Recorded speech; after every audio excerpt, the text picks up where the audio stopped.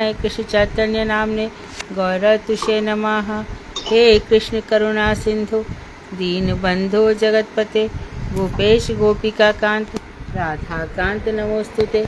तप्त कांचन गौरांगी राधे वृंदावनेश्वरी वृषभानुसुते देवी प्रणमामि हरिप्रिये। तवैवास्मि ना जीवामि त्वया विना इति विज्ञाय राधे त्वं नयमां चरणान्तिकम्। गुरुवे गौरचंद्राय राधिकाय तदालय कृष्णाय कृष्णभक्ताय तद्भक्ताय नमो नमः। वांक्षाकल्पतरुवश्य कृपा सिन्धुभ्येव च पतितानां पावनेभ्यो वैष्णवेभ्यो नमो नमः। श्री कृष्ण चैतन्य प्रभु नित्यानंद श्री अद्वैत गदाधर श्रीवासादि श्री गौर भक्तवृंद। हरे कृष्ण कृष्ण कृष्ण हरे हरे, हरे राम राम राम हरे हरे। मैं सर्वप्रथम मध्य गुरुपाद में पद्म परमाराध्यतम नेत्र प्रविष्ट ओम विष्णुपाद अष्टोत्तर शील भक्ति वेदांत श्री नारायण गोसाई महाराज मध्य शिक्षा गुरुपाद में पद्म परमाराध्यतम नेत्र प्रविष्ट ओम विष्णुपाद अष्टोत्तर श्रीमद भक्ति वेदांत श्री वामन गोसाई महाराज के अभय चरणार में मैं अनंत कोटि दंडवत प्रणाम कर उनकी अति कृपा की वांछा करती हूँ। हरे कृष्णा। रेवती दीदी आप पहले अपना माइक बंद करो। रेवती दीदी मैं ग्रंथराज मणि श्रीमद भागवतात् मरीचीमरा तदे रचयिता ओम विष्णुपाद श्री भक्तिविनोद ठाकुर के चरणारविंद में अनंत कोटि दंडवत प्रणाम कर उनकी अति कृपा की भिक्षा करती हूँ। मैं सभी वैष्णव चरणों में यथायोग्य वंदन अभिवादन दंडवत प्रणाम करती हूँ। तो हमको बताया जा रहा है कि भक्ति के मार्ग में ज्ञान और वैराग्य की अतिरिक्त चेष्टा नहीं करनी चाहिए। भक्ति से ज्ञान और वैराग्य आ जाते हैं। अब देखो विचार करो, हम गौर किशोर दास बाबा जी को याद करते हैं। उनका प्रणाम मंत्र क्या है, किसी को याद है? नमो गौर किशोराय साक्षात वैरागी मूर्ते विकलम रसाम्बोधे पादाम्बुजाय ते नमः। रसाम्बोधे पादाम्बुजाय ते नमः। तो नमस्ते गौर किशोराय साक्षात वैराग्य मूर्ते। वैराग्य मतलब हमसे कहा जा रहा है ना, ज्ञान और वैराग्य की चेष्टा करो। वो तो वैरागी है पहले से ही, और बिना चेष्टा के वैराग सहज रूप से वैरागी है। लेकिन यहाँ पर विशेष ध्यान देने की बात यह है कि विप्रलम्भ रसाम्बोधे। विप्रलम्भ अम्बोधे मतलब सागर। विप्रलम्भ जो रस अम्बुधि है, ऐसे पादाम्बुजाए रस के सागर है, आपके चरण कमलों में हम बार बार नमस्कार करते हैं। तो विप्रलम्भ यदि हो गया तो वैराग्य हो जाएगा कि नहीं? जब साधक में विप्रलम्भ भाव आ जाएगा तो जो गौड़ीय भजन है वो विप्रलम्भ का ही भजन है। गौड़ीय भजन विप्रलम्भ का भजन है। इसमें जो हमारे गोपाल मंत्र हैं अथवा काम गायत्री है, ये सब विप्रलम्भ भजन को देने वाली हैं। इटसेल्फ विदाउट एनी अटेम्प्ट, अपने आप ही होगा, अपने आप ही। बात समझो। तो विप्रलम्भ वैराग के लिए अलग से प्रयास नहीं करना है। विप्रलम्भ रसाम्बोध है, रस के अम्बुधि सागर। तो जहाँ पर वैराग्य से राधा कृष्ण का भजन होगा, ऐसा कब होगा? जब मैं आपका नित्य दर्शन कर सकूंगा। ऐसा कब होगा किशोरी जी? जब मैं आपको ले चल के कृष्ण के अभिसार के लिए लेके जाऊंगी,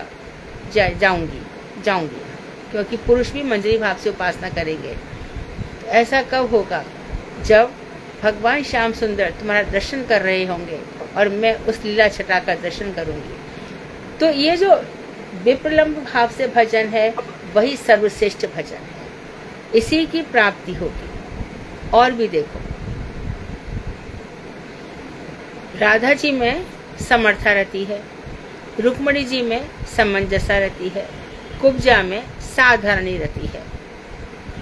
कृष्ण से मिलती है, उसको संतुष्टि हो जाती है और बस उसको प्रेम में विप्रलम्भ नहीं है उसके किसी प्रकार से। अब यहाँ पे समंजसा रहती है रुक्मणी इत्यादि में। वो श्री कृष्ण से प्रेम तो करती हैं अपने आप से भी करती हैं, स्व सुख की भी वासना है, और अपने पुत्र पुत्री हैं उनमें भी उनका प्रेम बटा हुआ है। तो समंजसा रति कृष्ण को आकर्षित नहीं करती, आकर्षित करती समर्था रति। इतनी सामर्थ्यवान रति है, प्रेम है राधा जी में कि वो सब प्रकार से श्री कृष्ण उनकी ओर खिंचे चले आते हैं।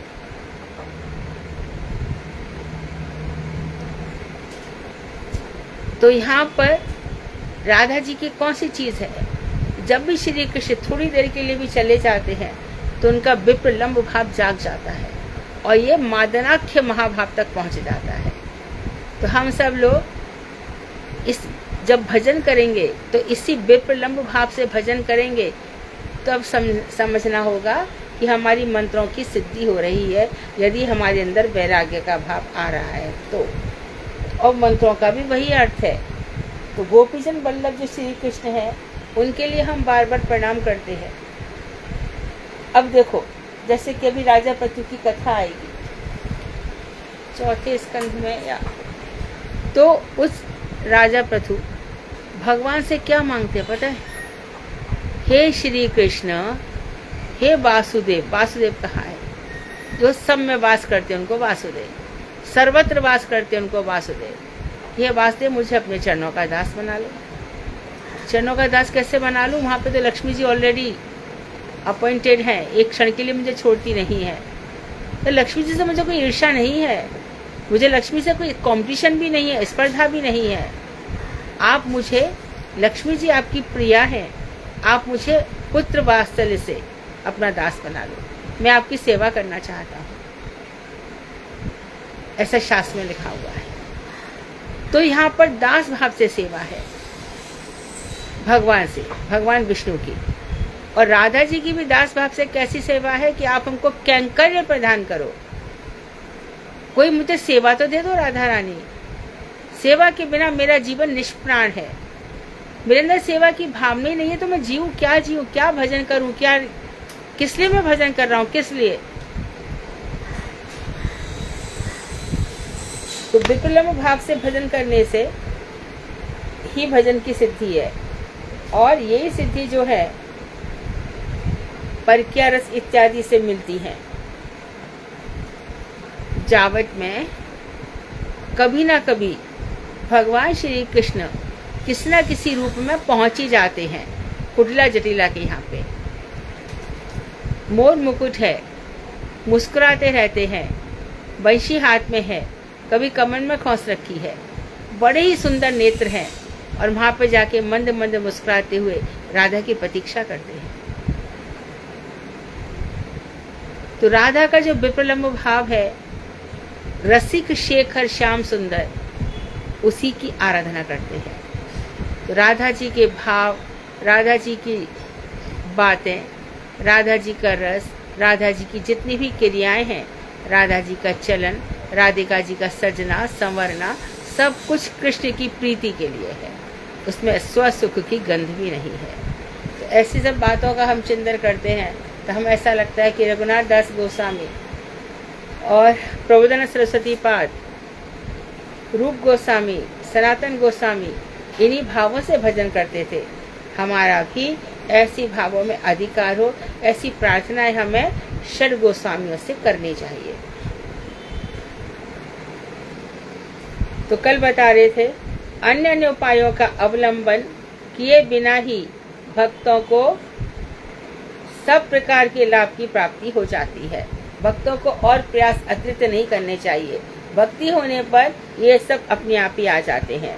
श्रीमद् भागवत के 11वें स्कंद के 20वें अध्याय में कहा गया है, यत् कर्म भीया तपसा ज्ञान वैराग्य तस्य यत् योगेन दान धर्मेण श्रेयोभिरतैरपि सर्वं मद्भक्ति योगेन मद्भक्तो लभत्यञ्जसा स्वर्ग अपवर्गम मद्धाम कथंचित् यदि वांक्षति। शुद्ध भक्ति से, उस भक्ति में देवी देवता की उपासना नहीं होगी, तमोगुण रजोगुण के जो देवता हैं उनकी उपासना नहीं होगी, किसी देवी की उपासना नहीं होगी। शुद्ध भक्ति, अनन्या भक्ति, कृष्ण भक्ति में समस्त प्रकार के शुभ उदित होते हैं। जब भगवान श्री कृष्ण की भक्ति होने लगती है तो हमारे समस्त मंगल, समस्त शुभ हमारे हृदय में उदित हो जाते हैं। फिर तो मंगल ही मंगल होता है। कर्म, तपस्या, ज्ञान, वैराग्य, अष्टांग योग, दान धर्म तथा अन्य जितने भी प्रकार के कल्याणकारी शुभ कर्म हैं, तो कौन कौन से शुभ कर्म माने जाते हैं? कर्म, यज्ञ इत्यादि। कर्म, यज्ञ इत्यादि। तपस्या, भगवान की तपस्या की जाती है। कैसे? वाल्मीकि डाकू थे, नारद जी ने कहा कब तक ऐसा जीवन जिएगा, तेरी डकैती में तेरे घर वाले शेयर करेंगे इसके फल को? कहा हमारा तेरा काम है हमें खिलाना पिलाना, हम क्यों शेयर करें? तो उनको वैराग्य हो गया अपने आप ये सुन करके। तो फिर उन्होंने तपस्या करी।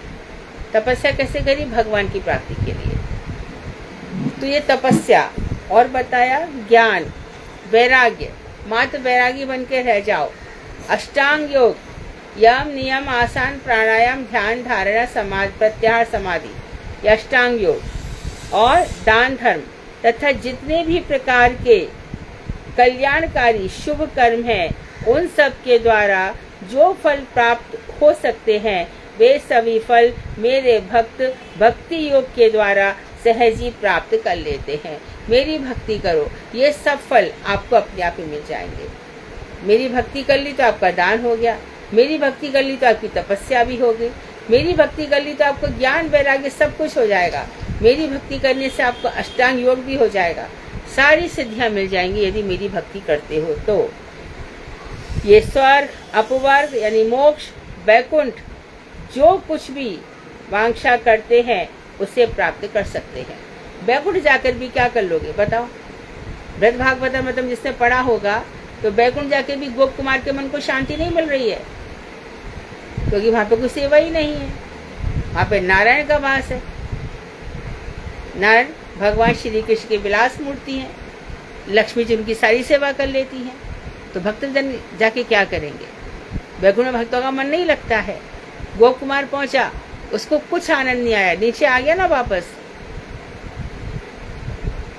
तो कह रहे हैं ये सब वैकुंठ तक जो कुछ भी वांछा करते हो वो ऐसे ही प्राप्त कर लेंगे यदि तुम मेरी भक्ति करते हो तो भगवान की भक्ति में लाभ ही लाभ है, मंगल ही मंगल है, बहुत सारे है ना। एक तो हमेशा जीवन आनंदमय रहता है और जितने भी मैं और मेरा है वो सब निकल जाता है, जीवन एकदम शुद्ध सरल बन जाता है। आगे बता रहे नामय्यकांत भक्तानां गुण दोषोद्भवा गुणाः साधूनां समचित्तानां बुद्धे परमुपयुषां। मेरे एकांतिक भक्त बुद्धि से परे परम तत्व को प्राप्त कर चुके हैं। जो मेरी एकांतिक साधना है, तो जो तुम्हारी बुद्धि अचिंत्य जो तत्व है तुम्हारी बुद्धि से समझ में नहीं आता, उस परम तत्व को पार कर चुके हैं। अर्थात भगवान श्याम सुंदर और किशोरी जी इनके तत्व को मेरे भक्त जानते हैं, अच्छे से जानते हैं। और क्या बताया? वे साधु और समदर्शी हैं। साधु अर्थात दिन रात मेरा भजन करते हैं, और समदर्शी उनके लिए अपने और पराये का, मैं और मेरे का कोई भेदभाव नहीं है। गुण अर्थात विधि और दोष अर्थात निषेध रूपी आचरण से जो गुण समूह अर्थात पाप और पुण्य उदित होते हैं वे उनमें उदित नहीं हो सकते। गुण अर्थात विधि, गुण से, और दोष अर्थात निषेध, ऐसे आचरण से जो गुण अर्थात पाप और पुण्य उदित होते हैं। गुण और दोषों से, गुणों से पुण्य और दोषों से पाप, ये सब जो हो सकते हैं, मेरा भक्त इन गुण और दोषों से अतीत होता है। कोई भी भक्त के अंदर भक्ति आ जाएगी तो उसके अंदर सारे गुण अपने आप ही चले आएंगे, भागे भागे दौड़े दौड़े चले आएंगे हर एक पल में। ये मेरा वैष्णव आचरण है, ये मेरा वैष्णव सदाचार है, इसमें कोई दोष तो नहीं हो रहा। तो धीरे धीरे अरे नहीं ये दोष हो गया, तो धीरे धीरे सब उसका प्रक्षालन हो जाता है, एकदम शुद्ध हो जाता है। उनमें ये सब आ ही नहीं सकते पाप और पुण्य। श्री कृष्ण जन्माष्टमी, रामनवमी आदि जयंती व्रत, एकादशी तथा ऊर्जा व्रत यानी कार्तिक का व्रत, श्री हरि संबंधी व्रतों का पालन करने से भक्ति में वृद्धि होती है। ये सब क्यों पालन करना चाहिए? इससे भक्ति में वृद्धि होती है। तो जो लोग बिल्कुल व्रत ही नहीं करते उनका क्या है? तो भगवान श्री कृष्ण के साथ जो हमारी कनेक्टिविटी है, तो इसी को भगवान ने खुद कहा है। भागवत में आया है, श्री सुखदेव गोस्वामी कह रहे हैं, परीक्षित महाराज से कह रहे हैं,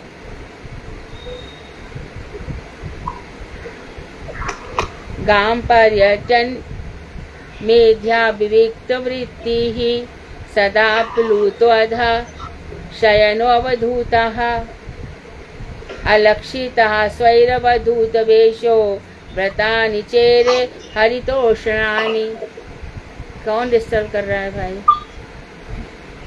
विदुर महाशय पवित्र सद्वृत्ति के द्वारा जीवन की रक्षा करते हुए पृथ्वी पर पर्यटन करने लगे। अब विदुर महाशय महाभारत के युद्ध में तो थे नहीं, घर से निकल गए, वहां पर अपना तीर बाण सब कुछ रखे आए उधर, और क्या करने लगे? सद्वृत्ति के द्वारा।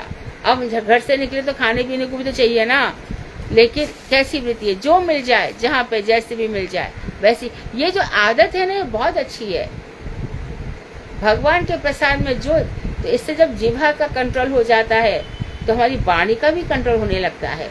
जो ये पहले जवान चलती रहती, सारे दिन चक्कर चक्कर चक्कर चलती थी, वो अब शांत होने लगती है, ना बोलती है ना सुनती है, सुनती भी नहीं है।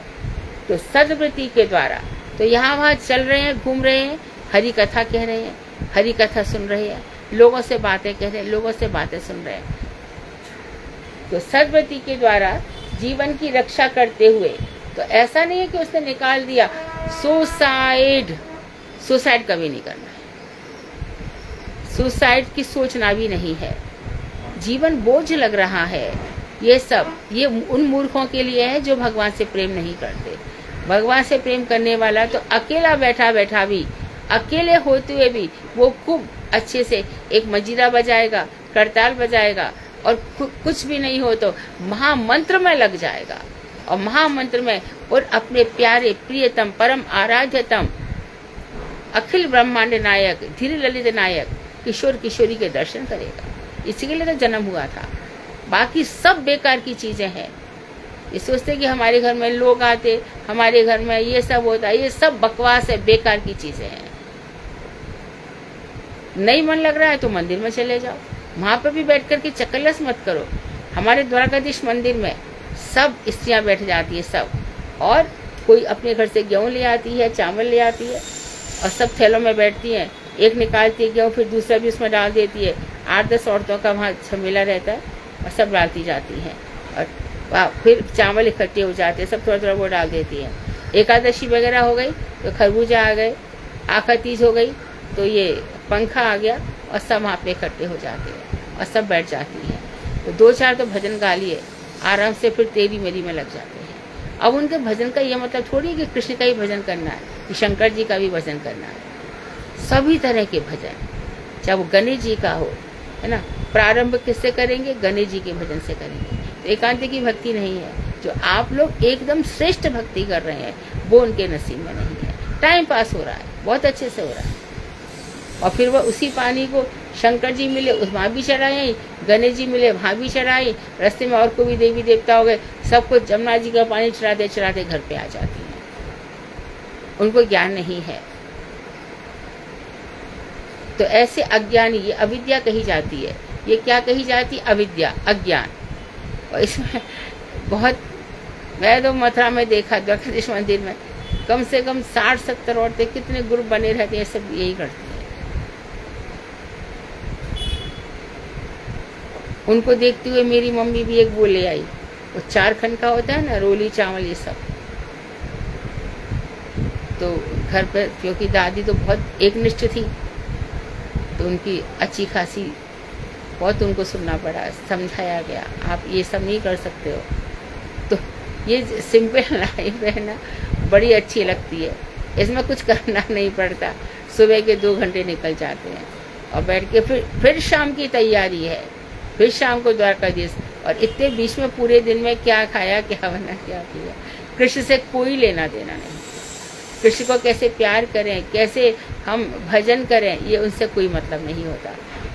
तो यहाँ पर बता रहे हैं कि इस तरह से विदुर महाशय ने क्या किया, सद्वृत्ति द्वारा यहाँ वहाँ श्री कृष्ण की कथाएं कही और अपने शुद्ध आचरण के द्वारा पर्यटन पृथ्वी पर करने लगे। उपयुक्त समय में स्नान करते थे, ठीक समय पे स्नान करना चाहिए। स्नान के समय स्नान के लिए बहुत आलसी होते हैं, ठंड लग रही है, चाय पी के करते हैं, ये करके करते हैं, नहीं, सुबह उठ के स्नान करना चाहिए। अरे सुबह सुबह हमारा पेट साफ नहीं होता, हमें पहले चाय पीनी पड़ती है, फिर ये करना पड़ता है, तो भी नहीं आ रहा है, नहीं तो धीरे धीरे आदत होती तो सब ठीक हो जाएगा। सोच लो कि हम नवद्वीप धाम में ही है, सुसम ब्रज धाम में ही है, सोच लो कि हमें 6 बजे 5:30 बजे परिक्रमा के लिए निकलना ही है, घर पे भी ऐसे ही रहो और जहाँ तक हो भूमि पर शयन करो। पर आजकल कलयुग है, कमर में घुटनों में दर्द तो आम बात है, तो ऐसे लोगों को भूमि पर शयन करने की जरूरत नहीं है। अवधूत बन के रहो, अर्थात देह आदि के संस्कार से रहित। तो विदुर जी तो ऐसे रहते थे, उनको साबुन और गर्म पानी ये सब की जरूरत नहीं थी, देह आदि का कोई संस्कार नहीं करते थे, लेकिन उनके लिए ठीक है। और अलक्षित भाव से, जिससे कोई उन्हें पहचान ना सके, स्वाधीन चेष्टा तथा अवधूत वेश धारण करते हुए श्री हरि को संतुष्ट करने वाले समस्त व्रतों का पालन करने लगे। और अवधूत वेश से कोई उनको पहचान ना सके, ऐसे ही रहना चाहिए। आपकी अपनी भक्ति छुपी हुई रहनी चाहिए, गुण रहनी चाहिए, इसका किसी को पता ना चले कि आपका भजन कहाँ तक पहुँच गया, और पहुँचेगा यदि इसी तरह से करते हो। तो सुबह बैठ के आपने बस बैठ गए आसन लगा करके, वो भी आसन शुद्ध होना चाहिए, किसी दूसरे ने उसको छूना नहीं चाहिए। आपका आसन, आपका भजन, आपकी माला, ये सब एकांतिक है।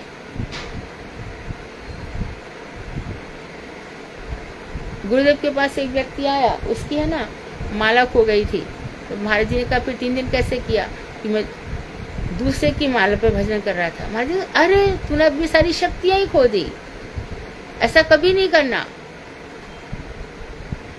इसी प्रकार से कंठी है, फिर बदल ली। गुरुदेव इतनी जोर से चिल्लाए, गुरुदेव बोले मेरे गुरु ने जो मुझे पहनाई है वो कंठी मैंने कभी निकाली ही नहीं है। तो इन सब निष्ठाओं का भी पालन करना चाहिए। तो इस तरह से वो अवधूत वेश धारण करते थे, कोई उनको देख नहीं पाए, और वो समस्त व्रत करने लगे जो भगवान श्री कृष्ण को संतुष्ट कर सकते हैं।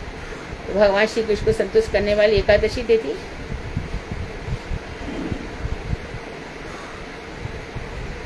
रामनवमी आएगी, अभी है ना, कितनी 6 अप्रैल की रामनवमी है। ये सब व्रत भगवान को संतुष्ट करने वाले हैं। उसमें भी जो शिवरात्रि थी वो भी कृष्ण को संतुष्ट इसलिए करती है क्योंकि शिव परम वैष्णव है, इसके लिए।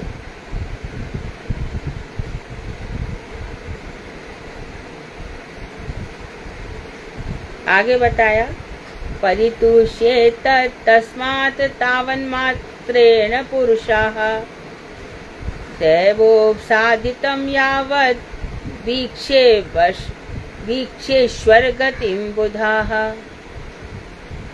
यस्य दैवहितं सातेन सुख दुःखयो आत्मानं तोषयन् देहि तं सः पारमृच्छति।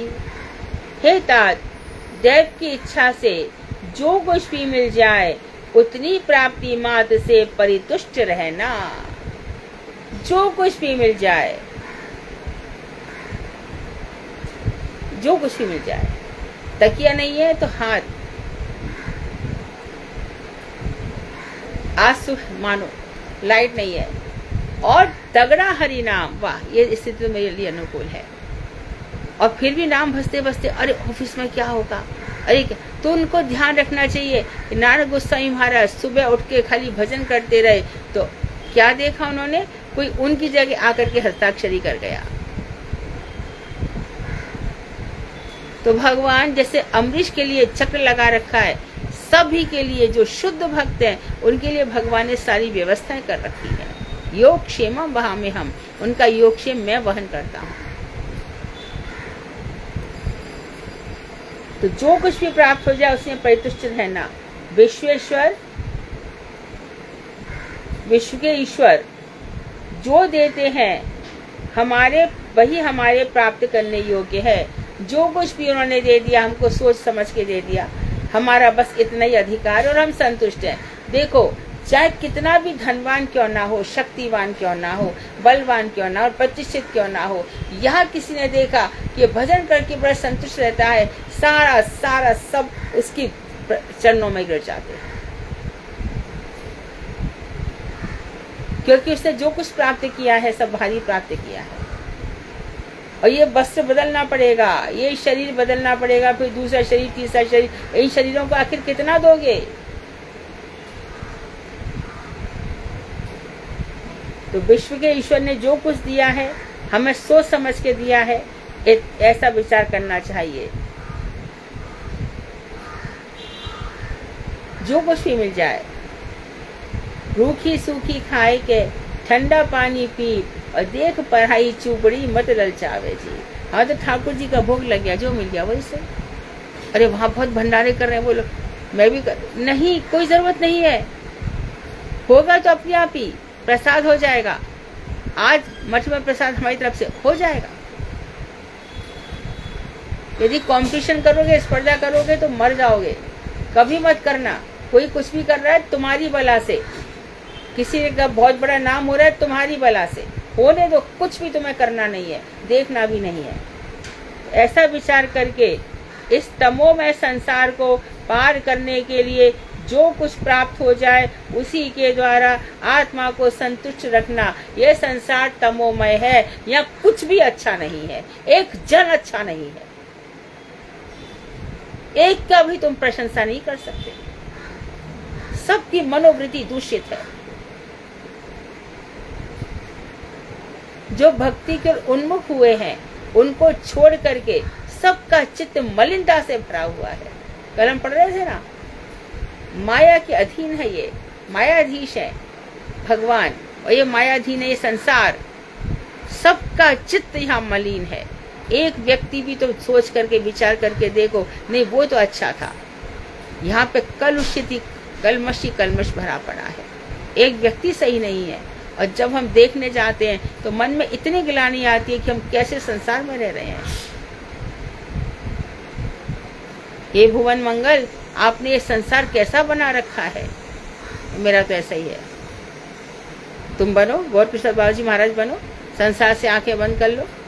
तुम भक्ति में ठाकुर को फॉलो करो, तुम प्रभुपाद जी को फॉलो करो। प्रभुपाद जी की तो बात ही छोड़ो। प्रभुपाद जी कहेंगे कुरुक्षेत्र में रास हुआ तो वहां पे रास में याद आ रही है कहाँ की? हाँ, या कौमार हरा साए भी क्षपा। वहां पे रास मंडल याद आ रहा है, पर याद आ रही है वृंदावन की। आनंद नहीं आ रहा जो वृंदावन में आता था, यमुना जी के किनारे जो आनंद आता था। ठीक है, तो हाँ तब वो समझ में आ गया। लेकिन तुम जो वृंदावन में रास करके गोपी हो भागी, उसका क्या? तब तुमको क्या याद आ गया था? तब प्रभुपाद जी उत्तर दे रहे हैं, इन लोगों को रास किया था 10 वर्ष के बाद ना, उसके पहले इनको राधा कुंड की याद आ रही थी। वृंदावन से अच्छा तो राधा कुंड में जो हम मिलते हैं वो ज्यादा अच्छा है। वह किशोरी जी का साम्राज्य है राधा कुंड में। वहां दाल नहीं गलती महाराज की। यहाँ कुंज तो बहुत है अष्ट सखियों के, पर उतना जा नहीं पाते। किशोरी जी के पास चले चले आते हैं। हम मुक्ता खेती होती है, न जाने क्या क्या, तो वृंदावन में नहीं होता। ये प्रभुपाद जी लिख रहे हैं। तो जब इन भावों में डूबे रहोगे तो हमने क्या खाया, क्या पिया, क्या चाहिए, क्या नहीं चाहिए, इसकी चिंता कौन करता है? बता दो हमें क्या चाहिए? कथाएं चाहिए, सुबह से रात तक कथाएं चाहिए। और जब ये कथाएं होती हैं तो आंखें फाड़ फाड़ के जगन्नाथ जी में बैठे ना। और जब पांडु यात्रा हो, पांडु विजय हो जाती है, यानी रथ पे चढ़ जाते हैं, और उसके बाद जब वो निकलते तो झूलते झामते सब सारे अपने भक्तों को सुख देते हुए निकलते हैं। तो उनका स्मरण करो, राधा रमन लाल जी का स्मरण करो। वो सम्मान तत्व भी उनके अंदर है, अविद्या तत्व भी है, प्रयोजन तत्व भी है। अविद्या तत्व के कल बताया था, सम्मान तत्व के मदन मोहन है, तो अविद्या तत्व के गोविंद देव है, और प्रयोजन तत्व के आचार्य गोपीजन वल्लभ है, जो गोपीनाथ है जयपुर में। वाह, क्या सुंदर दर्शन है। उनको देख के जरूर लगता है कि हाँ, इन्हीं की आज आराधना उपासना करने से इनके ये दर्शन ही नहीं देते, प्राणों में आके बस जाते हैं, और फिर किशोरी जी के अधीन कर देते हैं, किशोरी जी का कैंकर प्रदान कर देते हैं। ये तो कृष्ण कृपा है। कृष्ण कृपा ये सब नहीं है। हमको ये सब थोड़ी है, मुस्लिम थोड़ी है, सिंधी, पंजाबी, दुबई वाले, अग्रवाल बनिया, ये सब इनके पास बहुत पैसा नहीं, ये सब नहीं है। हमारी कोई जाति नहीं, कोई वंश नहीं, हमारा कुछ भी नहीं है। हम तो जो कुछ भी है उसके हैं।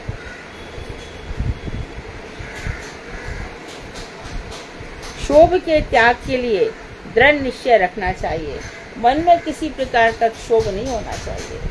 मन में किसी प्रकार का दुख, देखो दुख और शोक लेकर के कभी नहीं जीना चाहिए। दुख और शोक के साथ नहीं जीना चाहिए। जीना तो पड़ेगा। और यही आत्मा, इसको लेकर के बहुत सारे शरीर धारण करने होंगे यदि सद्वृत्ति में नहीं चले, भजन नहीं करने। तो कहाँ कहाँ तक शोक मनाए, कितने जन्मों तक किस किस के लिए मनाए। हम तो प्रेजेंट जन्म की बात कर रहे हैं। तुम्हारे बात करने से थोड़ी चलता है। बहुधी व्यतीतानी में तेरे मेरे अर्जुन बहुत जन्म बीत गए हैं, मुझे याद है, तुम भूल गए हो। हम तो प्रेजेंट की बात कर रहे हैं, हम तो नहीं कर रहे। तेरे करने से क्या होता है? शास्त्र तो नहीं कर रहे ना। अब क्या करेगा बोल? हम क्या जानते हैं भगवान के? तू नहीं जानते भगवान नहीं है क्या?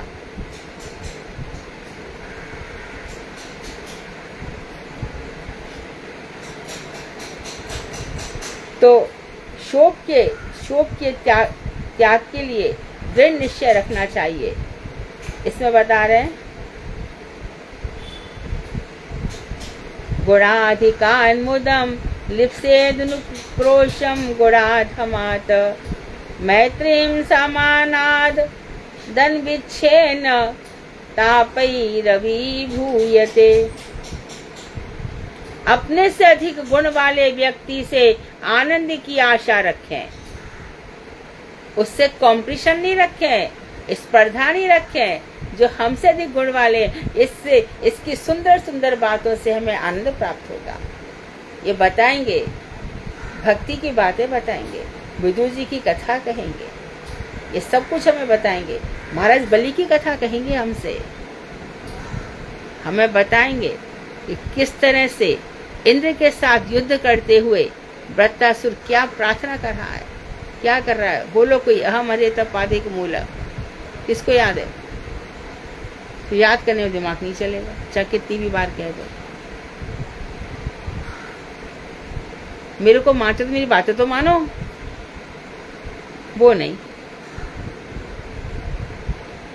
किसको याद है? अहम हरे तपादिक मूल। हाँ हरे कृष्णा, दंडवत प्रणाम दीदी। हाँ हाँ, ये उत्तरापुर की प्रार्थना के 4 श्लोक हैं। हाँ गाओ। अहम हरे तव पादेक मूल दास अनुदास भवे तस्मै भूयः मनः स्मरेत असुपते गुणान् ते गृणीत वाक् कर्म करोतु कायः न नाक पृष्ठं न च पारमेष्ठं न सार्वभौमं न रसाधिपत्यं न योग सिद्धि अपूर्णभवं वा समञ्जस्त्वा विर्हव्य काञ्चे अजात पक्षा इव मातरं खगः स्तन्यं यथा वत्सतरः क्षुधार्तः प्रियं प्रिये व्यसितं विषण्णा मनोऽरविन्दास दिदृक्षते त्वाम् मम उत्तम श्लोक जनेषु सख्यं संसार चक्रे भ्रमतः स्वकर्मभिः त्वन्मायया आत्मजदारागहेषु आसक्त चित्तस्य नानाथ भूयात्। हरे ठीक कृष्ण। है। हाँ, तो अहम हरे तव पादैकमूला, अहम हरे तव पादैकमूला दासानुदासो भवितास्मि भूयः। भूयः बार बार क्या हूँ मैं? तुम्हारे चरण कमलों का दास हूँ। ये असुर प्रार्थना कर रहा है। हमारी प्रार्थना कितनी बार होगी भगवान के साथ?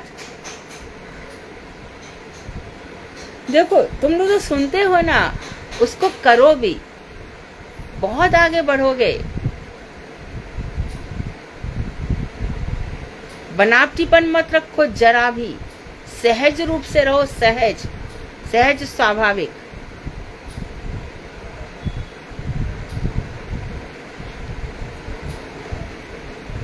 तो हमेशा क्या करें? जो हमसे अधिक गुण वाले व्यक्ति हैं उनसे, हे भगवान, कौन सा नंबर, पेज का कौन सा नंबर है? 310 दीदी। 332 जरा सा हाथ वहाँ लग जाता है। तो जो हमसे अधिक गुण वाले हैं उनसे क्या करना है?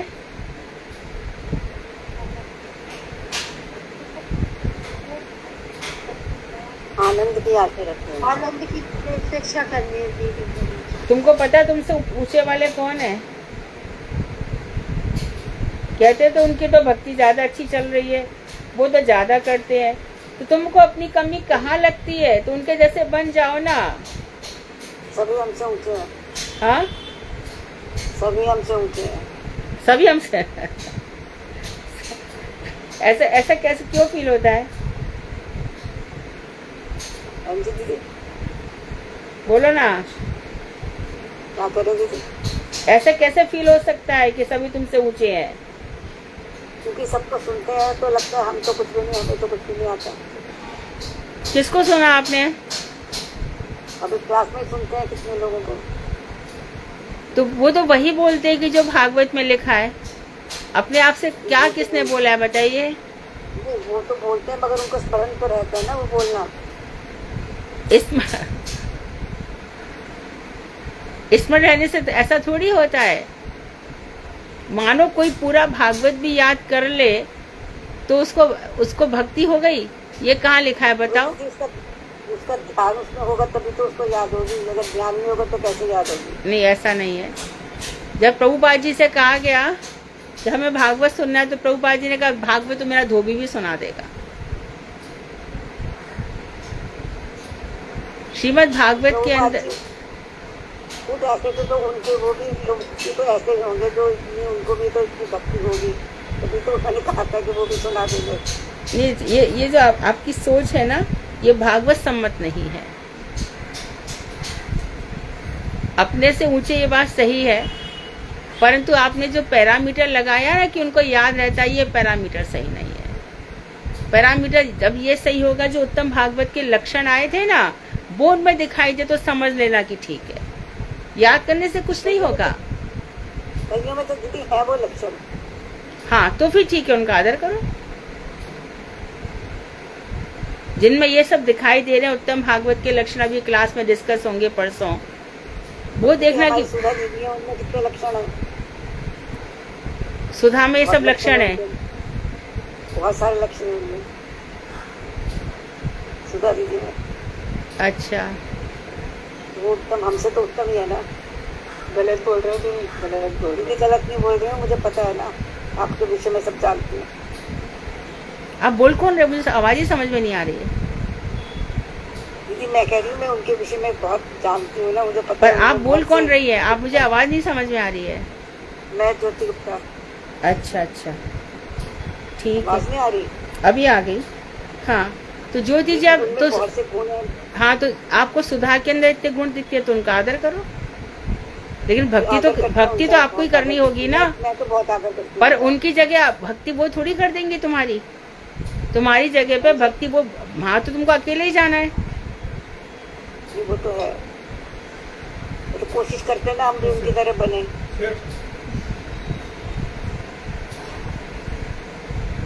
अभी मैंने तो कभी अपने गुरुजी के सत्संग में ना ऐसी बातें सुनी, ना मुझे ये सब पता चलता है।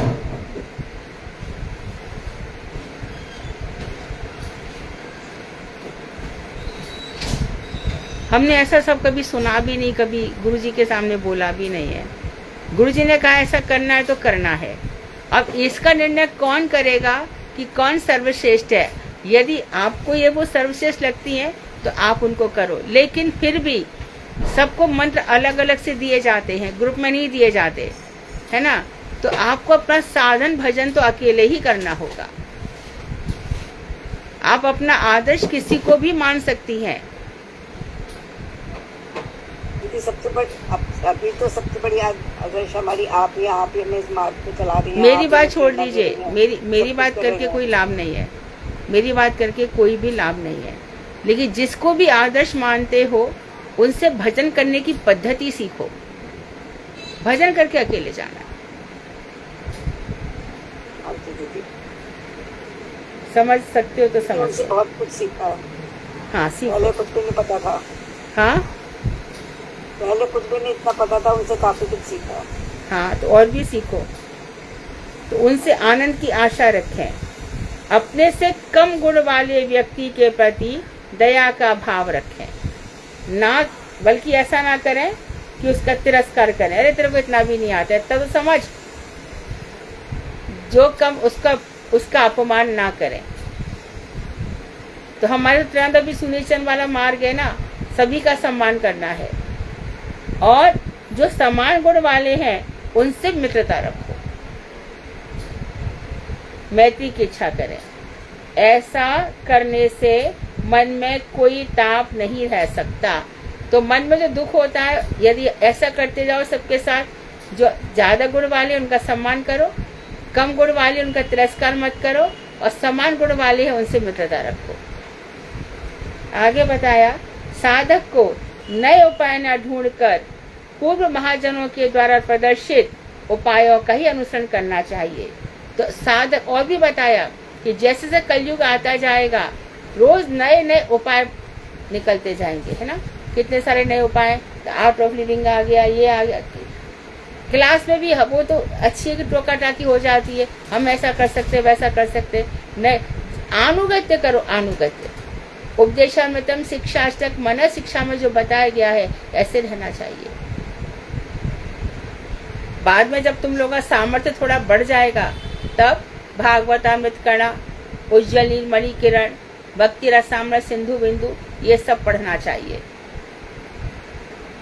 उन सबको पढ़ने से भक्ति में और प्रगाढ़ता आएगी। रागवट में चंद्रिका, माधुर्य कादम्बिनी, ऐश्वर्य कादम्बिनी, ये सब ग्रंथ और सेकंड लेवल के लिए है। पर फिर से वही बात आ गई, साधक को अकेले चलना पड़ेगा। हरि कीर्तन सामूहिक रूप से, महाप्रभु जब कीर्तन करते थे तो सबको लेकर के चलते थे, सारा की सारा। शास्त्र में तो लिखा है कि हजारों लाखों करोड़ों लोग महाप्रभु के साथ चलते थे। लेकिन जब मंत्र इत्यादि करने हैं तो वो अकेले, और उसी में तो एक शोभ, देखो किसी के हृदय को शोभ है। यहाँ पे 3 प्रकार के लोग बताए ना, कोई हमसे उन्नत है, कोई हमारे बराबर, तो इसलिए, और कोई हमसे निम्न है। तो यहाँ पे समझ में आ गया ना कि सब समान नहीं होते। आपको कोई उन्नत लग सकता है, किसी को आप भी उन्नत लग सकती हो, किसी को और कोई भी लग सकता है, किसी को और कोई भी लग सकता है ना। ऐसे तो साधक को नए उपाय न ढूंढ करके पूर्व महाजनों के, महाजनागता येन स पंथाः, महाजन जिस मार्ग से गए हैं वही एक रास्ता है। तो द्वारा प्रदर्शित उपायों का ही अनुसरण करना चाहिए, जो रास्ते उन्होंने दिखाए उसको ही फॉलो करना चाहिए। आगे श्रीमद् भागवत के 4 स्कंद के 18वें अध्याय में मैत्रेय ऋषि विदुर जी से कहते हैं, तानातिष्ठति या सम्यक् गुणयान् पूर्वदर्शितान् अवरः श्रद्धयोपेत उपयान् विन्दतिञ्जसा। तानादृतयो विद्वान् अर्थान् लभते स्वयं तस्य व्यभिचरन्त्यर्था आरब्धाश्च पुनः पुनः। पूर्व महाजनों द्वारा प्रदर्शित समस्त उपायों का ही अवलंबन करें। बार बार यही कह रहे हैं, जो मार्ग हमें हमारे द्वादश महाजनों ने, हमारे यही 6 गोसाई करे चरण बंधन, जहाँ है ते विघ्न नाश अभिष्ट पूरण। 6 गोसाइयों के चरणों का बंधन करो, जहाँ पर विघ्नों का नाश होता है और हमारे अभिष्ट पूर्ण होते हैं। जितना ऊंचा चिंतन रखोगे उतने ही ऊंचे पहुंचोगे, इसमें कोई दो राय नहीं है। तो बड़े बड़े महानुभावों का चिंतन करोगे तो उनके जैसे भजन करने की लालसा भी मन में जागेगी। तो पूर्व महाजनों ने जो रास्ता दिखाए हैं उन समस्त साधनों का ही अवलंबन करें। जैसा मैं बताया है, एसोसिएशन ऑफ साधु संग करें, है ना, और भागवत, निरंतर भागवत का श्रवण स्मरण करें, हरे कृष्ण मंत्र का जाप करते रहे। ध्यान रखें, हमारे प्रभुपाद जी ने 100 करोड़ नामों का जप किया था, और धामवास करने की कोशिश करें। और जो हमारे आराध्य देव हैं श्री राधा कृष्ण, या तो किसी मूर्ति में, या उनकी पीतल की मूर्ति में, या चांदी की, सोने, जो कुछ भी उपलब्ध है, मिट्टी की मूर्ति, उसमें अपने भगवान आराध्य देव की सेवा करें।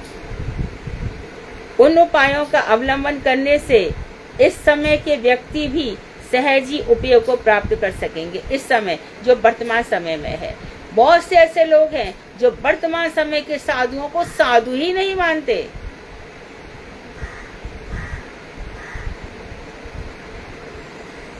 कितना सब फैलाव है, ये कैसा साधु है। तो ये कह रहे हैं कि इस समय में भी हमारे लिए वही जो पूर्व महाजन है वही हमारे लिए अनुकरणीय है, जो पूर्व महाजन है प्रेजेंट में भी। किंतु पूर्व महाजनों द्वारा दिखाए गए पथ का अनादर करके जो अपने को विद्वान मानता है, जो पूर्व महाजनों ने रास्ता दिखाया, उन सबको छोड़ करके अपने नए नए रास्ते बना लेता है। ये सब जो राम रहीम है, रामपाल और कौन कौन है, रविशंकर, ये सब जितने भी हैं, ये सब वैसे ही है। जो रास्ते कभी पहले दिखाए ही नहीं गए, अब वो रास्ते बना लिए। तो पूर्व महाजनों का नारद जी ने जो रास्ता बताया, शांडिल्य, ये सब जो ऋषि इत्यादि बता रहे हैं, सुखदेव गोस्वामी ने जो बताया, इन सब को छोड़ करके मनमाने ढंग से जो रास्ते बता रहे हैं, ऐसे तो उनका अनादर करके जो अपने को विद्वान मानता है और स्वतंत्र इच्छा अनुयायी मन कल्पित विचार रूपी उपायों का आश्रय लेता है, और स्वतंत्र इच्छा, जो रास्ता संतों ने दिखाया नहीं, जो रास्ता शास्त्रों ने दिखाया नहीं, अपनी मनमानी करता है, ऐसे मनोकल्पित इन विचार रूपी उपायों का जो आश्रय लेता है मन माने ढंग से, तो शास्त्र द्वारा बताए नहीं गए, ऐसे उपाय लेता है, उसके सभी उपाय और समस्त प्रयत्न पुनः पुनः निष्फल हो जाते हैं। तो ऐसा व्यक्ति जिसने अपने जीवन में आदर्श ऐसे लोगों को अपनाया, तो उसके सभी उपाय, तो यह शास्त्र विधि उत्सृज्य, तो शास्त्र विधि का त्याग करके मनमाने ढंग से भक्ति करता है, उसके सभी प्रयत्न निष्फल हो जाते हैं, उसको कोई सिद्धि नहीं मिलेगी। कोई सिद्ध महात्मा होगा जो सिद्ध जन है, वैरागी है, पूर्ण रूप से भक्ति में अनुष्ठित है, उसी का फॉलो करने से हमारा होगा। नहीं तो देखो जितना भी प्रयास है सब निष्फल हो जाएगा।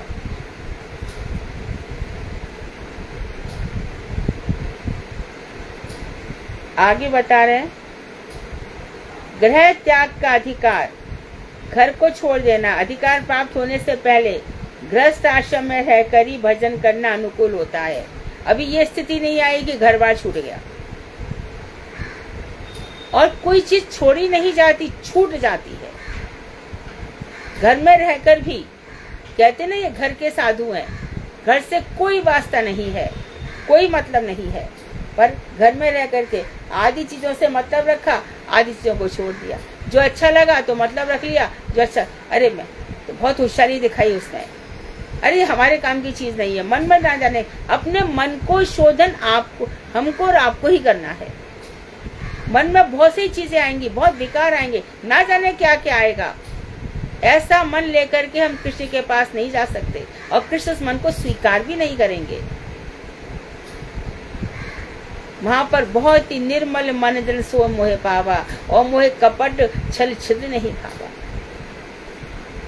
तो गृह त्याग का अधिकार होने से पहले गृहस्थ आश्रम में रहो और वहां पर रह करके भजन करो, यही अनुकूल है। श्रीमद् भागवत के 5वें स्कंद में कहा गया है,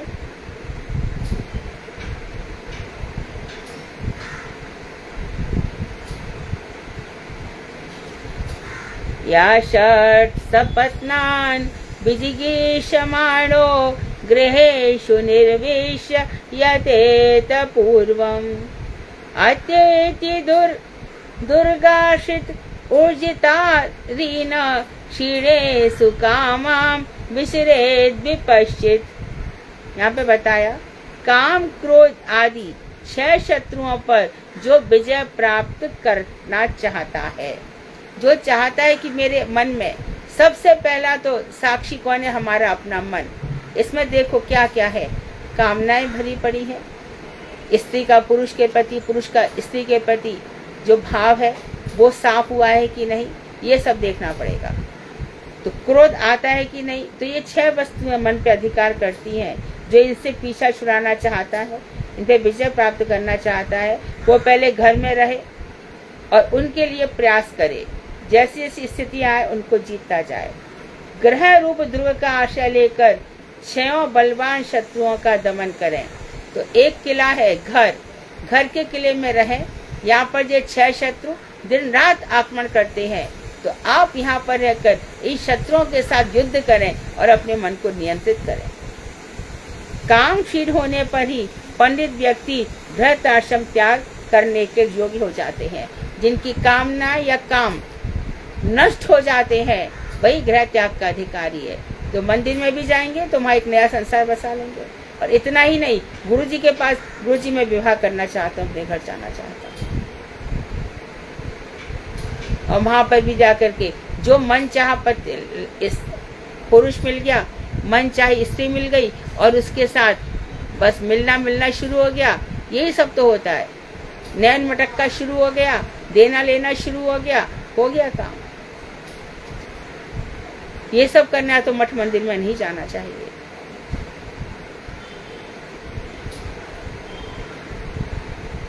तो गृहस्थ वैष्णवों को वर्णाश्रम में जो आदेश दिए गए हैं, ऐसी धर्मवृत्ति से जीवन निर्वाह करना चाहिए, जो देवर्षि नारद युधिष्ठिर से कहते हैं। ये हम कल पढ़ेंगे। वांछा कल्पतरुभ्यश्च कृपा सिंधुभ्येव च पतितानां पावनेभ्यो वैष्णवेभ्यो नमः। कोई प्रश्न तो पूछे, नहीं तो श्रीमद् भागवत।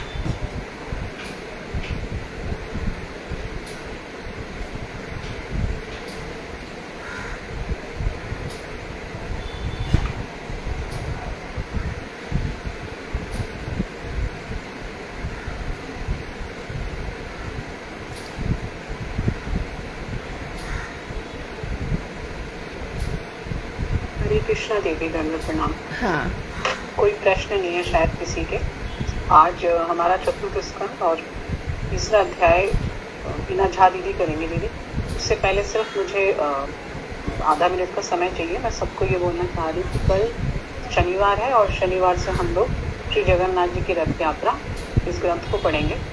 समय वही रखेंगे 3 बजे का, जैसे हमने अभी तक चैतन्य चरित्र पीयूष और जो हमने दूसरा ग्रंथ किया है नवदीप धाम महात्म्य, इसी तरह इसको पढ़ेंगे हर सैटरडे के सैटरडे, शनिवार के शनिवार। और अगर कभी किसी काम से दीदी बीच में ऑफ करेंगे तो उस दिन भी हम लोग क्लास कर लिया करेंगे, मैसेज डाल दिया करेंगे।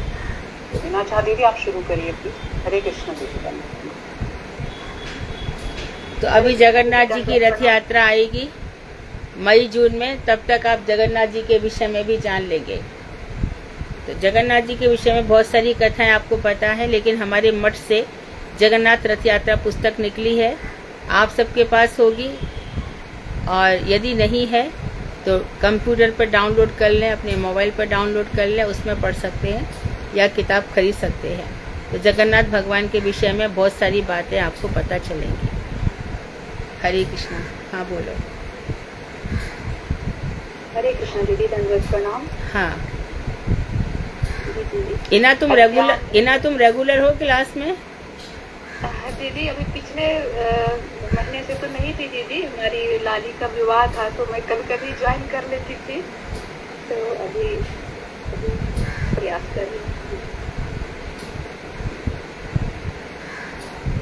क्लास में रेगुलर होना बहुत ज़रूरी है। बस जब हमको बोलना है तभी हम क्लास में आए, ये वृत्ति ठीक नहीं है। क्लास में रेगुलर होना बहुत ज़रूरी है। सुधार को उन्हीं लोगों को देना चाहिए जो क्लास में रेगुलर हैं।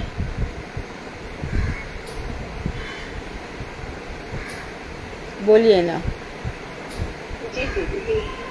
अज्ञानतिमिरान्धस्य ज्ञानाञ्जनशलाकया चक्षुर्मिलितं येन तस्मै श्रीगुरुवे गौरचन्द्राय राधिकाय तदालये कृष्णाय कृष्णभक्ताय तद्भक्ताय नमो नमः। वाञ्छाकल्पतरुर्यश्च कृपासिन्धुरेव च पतितानां पावनेभ्यो वैष्णवेभ्यो नमो महावदान्याय कृष्णप्रेमप्रदायते कृष्णाय कृष्णचैतन्यनाम्ने गौरसे। हे कृष्ण करुणा सिंधु दीनबंधु जगत्पते गोपेश गोपिकाकांत राधाकांत नमोस्तुते। तप्त कांचन गौरांगी राधे वृंदावनेश्वरी वृषभानुसुते देवी प्रणमामि हरिप्रिये। वृंदाय तुलसीदेव्ये प्रियाय केशवश्च कृष्ण भक्ति प्रदे देवी भक्ति जय श्री कृष्ण चैतन्य प्रभु नित्यानंद श्री अद्वैत गदाधर श्रीवासादि गौर भक्तवृंद। हरे कृष्ण कृष्ण कृष्ण हरे हरे हरे राम राम हरे हरे। मैं सर्वप्रथम अपने परम पूज्य गुरुदेव के श्रीमद् भक्ति वेदांत नित्यलीला प्रविष्टोम विष्णुपाद अष्टोत्तर श्रीमद् भक्ति वेदांत नारायण गोस्वामी महाराज जी के अभय चरण कमल में अनंत अनंत कोटि दंडवत प्रणाम करती हूँ। तत्पश्चात समस्त गुरुदेव गुरुवर्ग के चरण में अनंत अनंत कोटि दंडवत प्रणाम करती हूँ। उपस्थित श्रीमती हमारी परम प्रिय शिक्षा गुरु भागवताचार्य श्री मधु खंडेलवाल दीदी के चरण में अनंत अनंत कोटि दंडवत प्रणाम करती हूँ और समागत भक्त वृंद के चरण में यथायोग दंडवत प्रणाम करती हूँ। और दीदी हमारा परम सौभाग्य है कि हमारी आदरणीय सुधा दीदी ने हमें बताया कि दीदी आपका भागवत आप अगर कर सकती हो तो प्रयास करो आप पढ़ने का। तो मैं दीदी थोड़ा सा प्रयास अभी करती हूँ, तो आपका त्रुटि हो तो आप क्षमा कर देंगे दीदी। हम प्रार्थी हूँ, दंडवत प्रणाम दीदी। तो आज हमारा श्रीमद् भागवतम का चतुर्थ स्कंद का तृतीय अध्याय है दीदी। इसमें प्रसंग है कि पिता दक्ष के यज्ञ उत्सव में जाने के लिए सती की प्रार्थना और श्री शिव द्वारा नीतिपूर्ण वाक्यों से उन्हें रोकने की चेष्टा। इसमें है कि श्री मैत्री वाच सदा विद्विष तोरेवं कालो वै तो ससुरस्यापि सुमहानति चक्र में। श्री मैत्री ऋषि ने कहा कि इस प्रकार सदैव परस्पर विद्वेष भाव से रहते हुए ससुर एवं जामाता का बहुत समय बीत गया। तदुपरांत जब परम देवता ब्रह्मा जी ने दक्ष को समस्त प्रजापतियों के अधिपति के रूप में अभिषेक किया, तब दक्ष के हृदय में गर्व उत्पन्न हुआ। इसी गर्व के वशीभूत होकर दक्ष ने शिव जी और उनके अनुचरों को यज्ञ का भाग न देकर उनका तिरस्कार करते हुए पहले तो वाजपेय यज्ञ का अनुष्ठान किया और उसके पश्चात बृहस्पति सब नामक एक सर्वोत्तम महायज्ञ करना आरंभ किया। इस यज्ञ में सभी ब्रह्म ऋषि, देवर्षि, पितर, देवता और एवं उनकी पत्नियां भी अपने अपने पत्नियों के साथ यथा योग्य सम्मानित हुई थी। आकाशचारी देवता इस महायज्ञ के विषय में वार्तालाप करते हुए आकाश में विचरण करने लगे। दक्ष पुत्री सती ने उनके मुख से पिता के यज्ञ रूपी महोत्सव का वृतांत सुना तथा देखा कि उनके भवन के समीप में ही चारों दिशाओं में गले में पदक यानी भोजन के लिए बनाई हुई उसी देवता के चरण की प्रतिमूर्ति धारण किए हुए सुंदर वस्त्रों से सुसज्जित और अत्यधिक उज्जवल कुंडलों से अलंकृत चंचल नेत्रों वाली गंधर्वों की स्त्रियां अपने अपने पति, पुत्र आदि परिजनों के साथ वार्तालाप करती हुई विमानों पर सवार होकर यज्ञस्थली की ओर जा रही है। यह दृश्य देखकर देवी सती के हृदय में अपने पिता के यज्ञ को देखने के लिए अत्यंत उत्सुकता जाग उठी। वे तो अपने सती जी पति- शंकर जी के भवन में बैठी हैं, बार बार आ रही हैं, जा रही हैं, ऊपर देख रही हैं कि देवी जो देवियां हैं विमानचारी, विमान में बैठ करके, तो उनमें उनको पता ही नहीं था कि लेकिन जो आपस में वार्तालाप हो रहा है कि दक्ष के यहाँ पर बहुत भारी यज्ञ हो रहा है, वहाँ पर बड़े बड़े लोग आने वाले हैं, बहुत सुंदर यज्ञ हो रहा है। तो इसको सबको सुन करके सती जी पार्वती ने ध्यान रखना, सती जी आती हैं, फिर अपने भवन में चली, फिर देखती हैं ऊपर, फिर आती है जाती हैं। इसका वर्णन किया जा रहा है आगे। जी दीदी। फिर भूपति शिव जी से कहने लगी, श्री सत्योवाच प्रजापतेस्ते ससुरस्य साम्प्रतं निर्यापितो यज्ञमहोत्सवः किल वयं च तत्राविसराम वामते यद्यर्पितामि विबुधा व्रजन्ति। श्री सती देवी ने कहा कि हे नाथ, आपके ससुर प्रजापति दक्ष के यहाँ यज्ञ रूपी महोत्सव आरंभ हुआ है। यह देखिए, देवता तक भी उस यज्ञ को देखने के लिए जा रहे हैं। यदि आपकी इच्छा हो तो हम भी वहीं चले। मेरी बहनें भी अपने अपने पतियों के साथ निश्चय ही अपने आत्मीय जनों से मिलने की अभिलाषा से उस यज्ञ स्थली पर आएंगी। मेरी बहुत इच्छा हो रही है कि जिस प्रकार वे यज्ञ उत्सव में माता पिता द्वारा दिए गए अलंकार आदि उपहारों को ग्रहण करेंगी, मैं भी आपके साथ उन उपहारों को ग्रहण करूं। हे शंभो, बहुत दिनों से मेरा मन आत्मीय सुजनों को देखने के लिए उत्कंठित हो रहा है। अतः मैं उस यज्ञ महोत्सव में जाकर वहां अपने अपने पतियों के साथ आई बहनों, मौसियों और स्नेह से द्रवीभूत हृदय वाली माता एवं ऋषियों के द्वारा लहराई गई यज्ञ ध्वजा को देख पाऊंगी। हे अज, आज आप आत्मा राम हैं, अतः परमात्मा श्री भगवान की माया के द्वारा निर्मित यह त्रिगुणात्मक और आश्चर्यमय जगत आपको अद्भुत प्रतीत नहीं हो रहा है। किंतु हे शिव, वो स्त्री मेरा स्वभाव इस संस्थाओं से भरा रहता है और विशेषकर मैं तत्व ज्ञान से रहित हूँ। इसीलिए इतनी अधीर होकर मैं अपनी जन्मभूमि का दर्शन करने की अभिलाषा कर रही हूँ। हे नीलकंठ, आप अभव अर्थात जन्म आदि से रहित हैं, इसीलिए सुहृदों का विरह दुख आपने कभी अनुभव नहीं किया। एक बार अपनी दृष्टि को ऊपर उठाकर तो देखिए, जिन स्त्रियों के साथ प्रजापति दक्ष का कोई संबंध ही नहीं है, वे भी अपने अपने पतियों के साथ सज धज कर झुंड की झुंड मेरे पिता के यज्ञ में जा रही हैं। जरा देखिए, इन स्त्रियों के राजहंस के समान श्वेत विमानों से आकाश मंडल कैसे अपूर्व शोभा से शोभायमान हो रहा है। हे देव श्रेष्ठ, पिता के घर में उत्सव का वृतांत सुनकर पुत्री का शरीर उसे देखने के लिए क्यों नहीं छटपटाएगा। बंधु, पति, ससुर एवं पिता के यहाँ तो बिना बुलाए भी जाया जा सकता है। अतः हे ईश्वर, आप दयालु हैं, अतः आप मेरे प्रति प्रसन्न हो और कृपा पूर्वक मेरे इस इच्छा को पूर्ण कीजिए। आपने परम ज्ञानी होकर भी मुझे अपनी अर्धांगिनी के रूप में स्वीकार किया है, अतः मुझ पर अनुग्रह प्रकाशित कीजिए। मैं आपसे कृपा की याचना कर रही हूँ।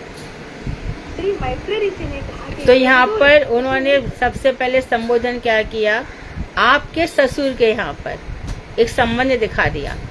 ये नहीं कहा कि मेरे पिता के यहाँ पर, जिससे कि शंकर जी के मन में थोड़ा सा है कि हाँ भाई है तो मेरा ही ससुर, ऐसा भाव जगाया। बाद में उन्होंने सारी बातें बताई। मेरी बहनें भी हैं, वहाँ मौसियाँ भी हैं, सब सज धज करके जा रही हैं। ऐसी कौन लड़की होगी जिसका मन नहीं करेगा कि वहाँ जाए, और पिता इत्यादि के घर पे तो बिना जाए भी जा सकते हैं। सेम बात है बृहद भागवतामृत में हम देखते हैं कि जब पद्मा कंस की मैया ये घोषणा करवाती है नारद जी से, जाके सबसे कह दो कि बहुत बड़ा यज्ञ हो रहा है, और उस समय जाकर कि नंद बाबा से कहना है कि नहीं कहना है, उसने साफ मना कर दिया, नंद बाबा को जाकर के ये बात मत बताना। लेकिन नारद जी भी कम नहीं थे, जैसे वो गोकुल के ऊपर से गए घोषणा करते हुए चले गए, बहुत भारी युद्ध हो रहा है वासुदेव के यहाँ पर, कृष्ण और बलराम बड़ा भारी यज्ञ कर रहे हैं। तो नंद बाबा यशोदा ने भी सुना, तो यशोदा ने नंद बाबा से कहा कि हमारा पुत्र यज्ञ कर रहा है, चलो हम चलें। नंद बाबा ऐसे कोई बुलाया थोड़ी, हमें आमंत्रण थोड़ी, हम कैसे जा सकते हैं। तब यशोदा एकदम विचलित हो गई, हृदय घबरा गया। तब नंद बाबा ने भी यही कहा था कि अपने पुत्र के यहाँ, पिता के यहाँ बिना बुलाए भी जाया जा सकता है। तो बिना बुलाए ये चले गए, नंद बाबा भी और यशोदा भी। तो वहाँ पर जाकर के देखा कि भगवान श्री कृष्ण स्वाहा स्वाहा यज्ञ में लगे हैं, और ये खड़ी थी बाहर, वहाँ पे पद्मा खड़ी थी। पद्मा ने कितना कितना यशोदा को सुनाया कि तूने मेरे लड़के को थोड़ा बहुत क्या खिला पिला दिया, तूने उसको जूते तक नहीं पहनाए, नंगे पाँव गैयाओं की सेवा कराई, दिन रात उससे कितना परिश्रम कराया, ऐसे करके कहा। ये देख करके वो यशोदा सुन नहीं रही है, परंतु अपने बच्चे को देख रही है कि आज मेरा बच्चा मोर मुकुट की जगह राज मुकुट पहने है, पीताम्बर की जगह राजवेश धारण किए हुए है। उसके बाद भी मानी नहीं, जन्म तो नहीं दिया, परंतु फिर भी यशोदा का हृदय दूध से भर गया। क्षीर सागर का सारा दूध यशोदा के बक्षस्थल में आ गया और टपकने लगा। और वो भी पुत्र पुत्र, और भगवान श्री कृष्ण भी कहते हैं कि बैठ के नहीं, खड़े होके नहीं, वो जैसे कि बच्चा घुटनों पालते हुए आ जाता है, ऐसे यशोदा के पास आ गए थे।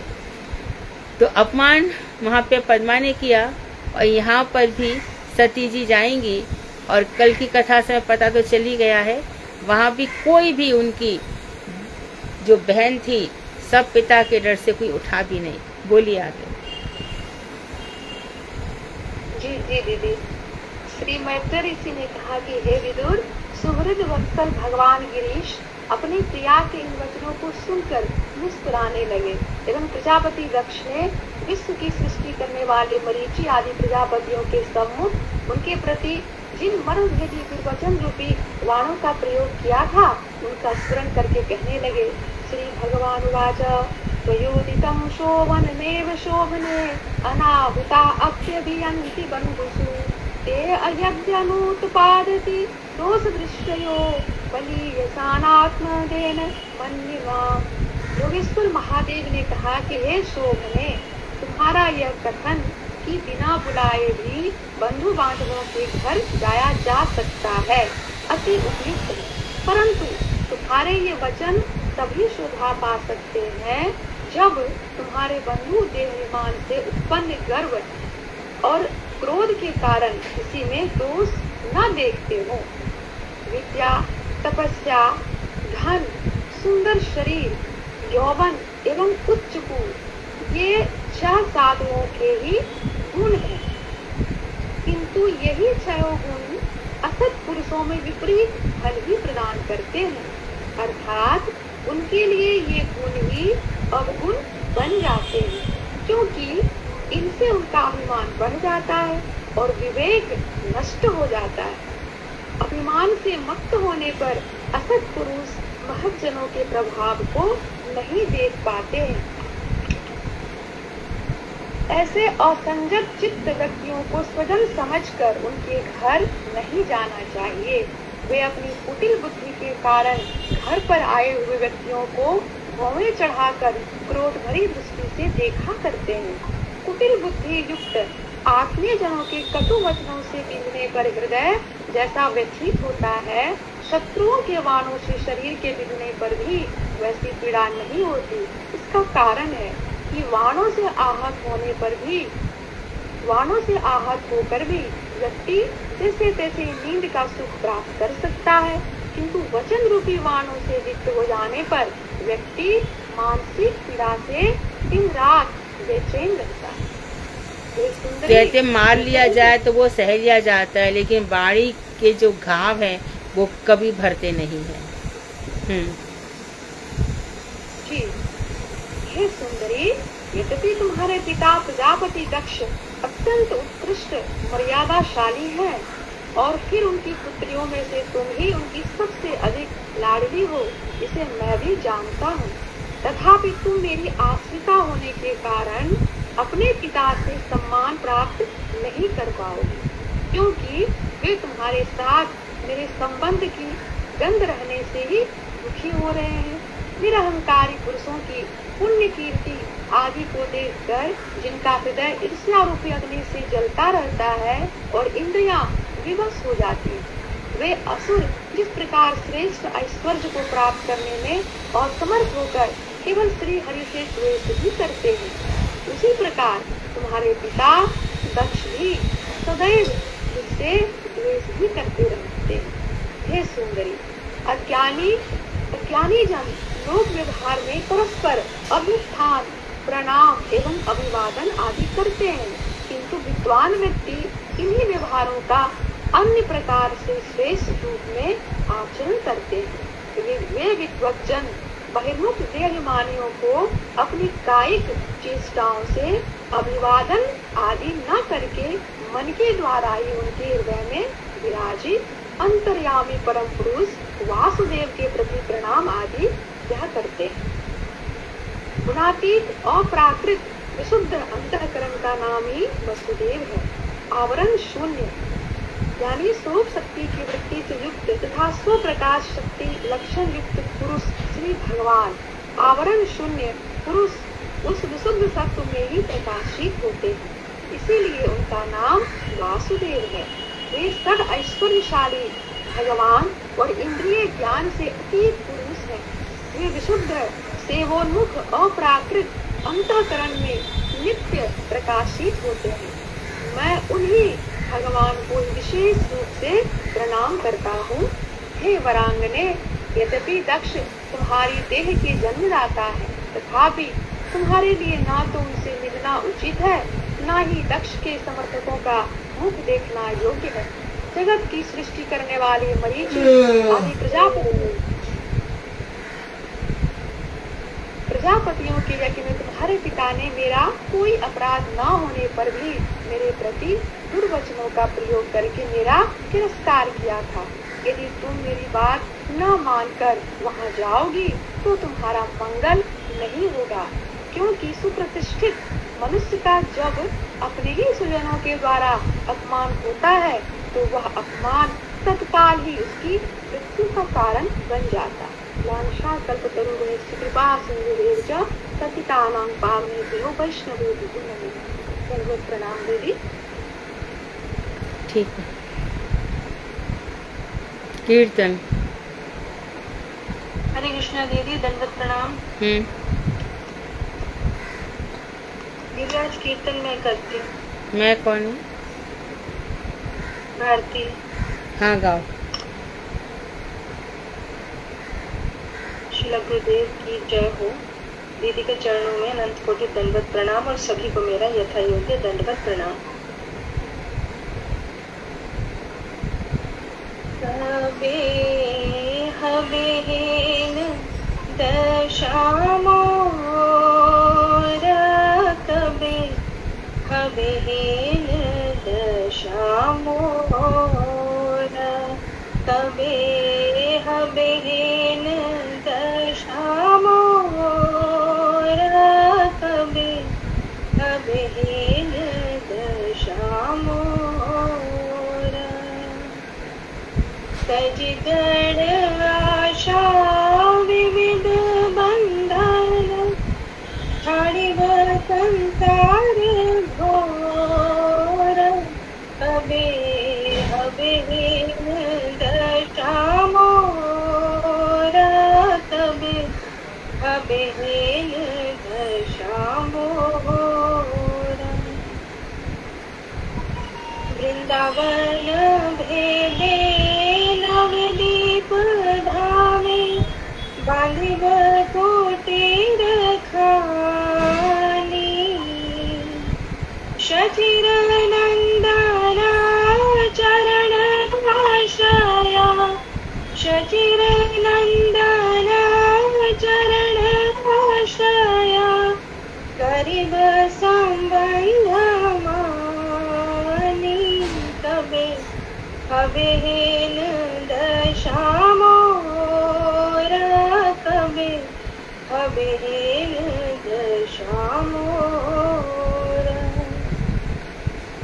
जानवी फूलीने चिन्मया कानने बसिया जनस्थले कृष्ण नामामृत निरंतर पीमो कृष्ण नामामृत निरंतर पीमो दाखिलो गौरांग बाले कबे हवेन दशामोरा कबे हवेन दशामोरा गौरानी ताई तोरा दूती भाई पतित जनेर बंधु अधम पतित आमि हे दुर्जन अधम पतित आमि हे दुर्जन आओ मोरे कृपा हवेन दशामोरा कबे हवेन दशामोरा कांदिते सोला क्रोश धाम जानवी उभाया कुले भ्रमिते भ्रमिते कब भाग्य फले भ्रमिते भ्रमिते कब भाग्य फले देखि के कुतारो मूले कबे हवेन दशामोरा कबे हवेन दशामोरा मनोहर की देखिनु आमी बलिया मूर्छित हबो कमित पाइया कांदी भगोपने समित पाइया कांदी भगोपने नरि गुहु कृपाला गुहु कृपालव कबे हवेन दशामोरा कबे हवेन दशामोरा जय निताय जय गौर जय निताय जय गौर जय निताय जय गौर जय निताय जय गौर। भारतीय अर्थ पढ़ोगी? हाँ जी दीदी।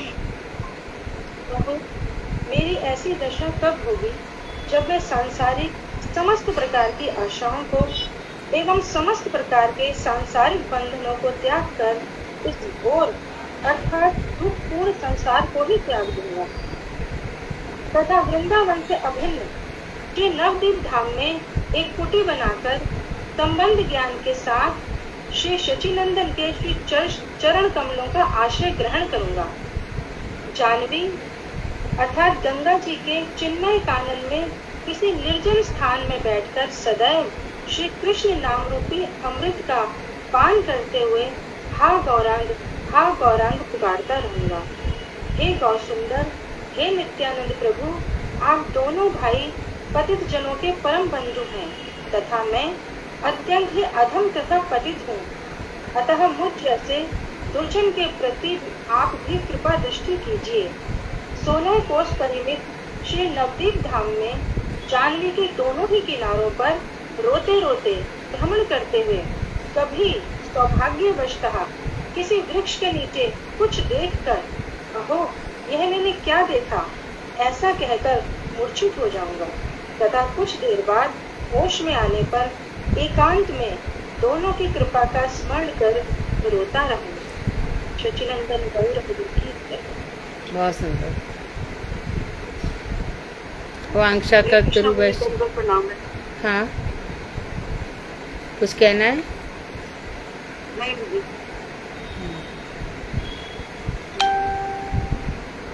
वांछा कल्पतरुभ्यश्च कृपा सिन्धुवेव च पतितानां पावनेभ्यो वैष्णवेभ्यो नमः।